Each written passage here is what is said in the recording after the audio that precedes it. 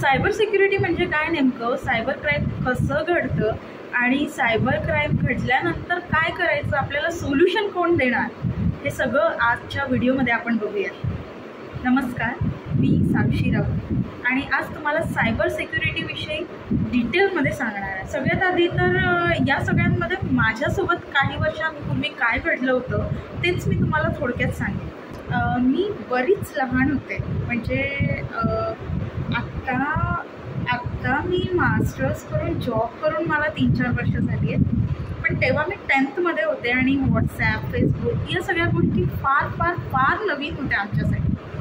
त्यावेळची गोष्ट आहे, मी नुकतीच 11वीत गेले आणि तेव्हा मला एका मुलाने एका फेक ID वरून मेसेज केला होता की हॅलो साक्षी, मी तुझी स्माईल बघितली आहे, तू मला फार आवडली आहेस.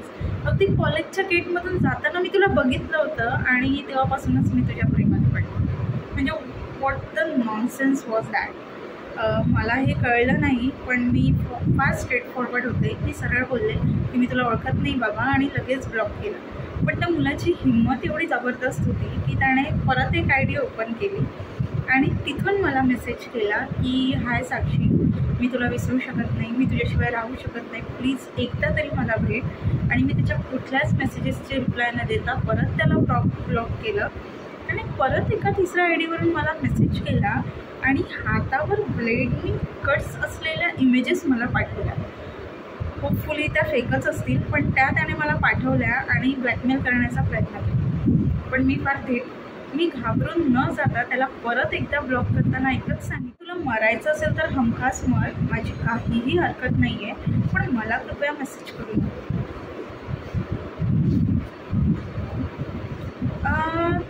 त्यानंतरही त्याने मला बऱ्याच IDs वरून अशीच मेसेजेस केले आणि थकून त्याने हे सगळं सोडून दिलं. पण त्या काळात माझ्याकडे ब्लॉक करण्याचा एकच ऑप्शन मला सुचत होता आणि मी तेवढी धीट होते, म्हणून मी कसल्याही गोष्टीला न घाबरता ते केलं. पण आता याचा सिरियसनेस फार वाढला आहे. म्हणजे हे फक्त मेसेजिंगपुरती मर्यादित नाही राहिली.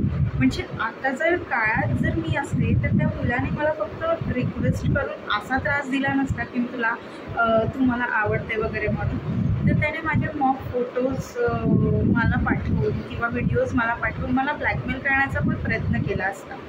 आजकाल लोक हवं ते मिळवण्यासाठी काहीही करतात, लिटरली काहीही करतात आणि सायबर क्राईम हा त्यातलाच एक प्रकार आहे. म्हणूनच मी तुमच्याशी या सायबर सिक्युरिटी क्लबबद्दल बोलते. तर या क्लबच्या माध्यमातून या मेंबर्सना या सगळ्या गोष्टी शिकवल्या जातील. हे सगळे प्रॉब्लेम्स कसे टॅकल करायचे, सोल्युशन त्यावर काय द्यायचं, हे सगळं या क्लबच्या माध्यमातून त्यांना शिकवलं जाईल. याच माध्यमातून मला तुम्हाला ही गोष्ट शेअर करावीशी वाटली की 7 ते 8 वर्षांपूर्वी माझ्यासोबत झालेला इन्सिडेंट मी ब्लॉकिंग करून सहज सोल्युशन काढलं, माझं मीच सोल्युशन काढलं. पण आत्ता असं राहिलेलं नाही. तुमची ID हॅक होऊ शकते, तुमच्याच IDवरील फोटो म्हणजे TP वापरून परत एक ID बनवला जाऊ शकते आणि तिथून सुद्धा बऱ्याच लोकांना ब्लॅकमेलिंग केलं जाऊ शकतं. म्हणून महत्त्वाचं हेच आहे की तुमच्यासोबत असा प्रकार घडल्यानंतर तुम्ही लगेच सायबर सिक्युरिटी सेलला इन्फॉर्म करा किंवा सायबर सिक्युरिटी क्लबचा एखादा मेंबर तुमच्या ओळखीत असेल किंवा तुम्ही अशा व्यक्तीला ओळखत असाल तर नक्कीच तुमचा हा प्रॉब्लेम त्यांच्यापर्यंत पोहोचवा, जेणेकरून तुम्हाला रिअल सोल्युशन मिळेल आणि तुमचा problem solve. So I hope तुम्हाला ही माहिती फार म्हणजे कामाची असेल तुमच्यासाठी, असं मी एक्सपेक्ट करते आणि हा व्हिडिओ इथेच संपवते. Thanks for watching.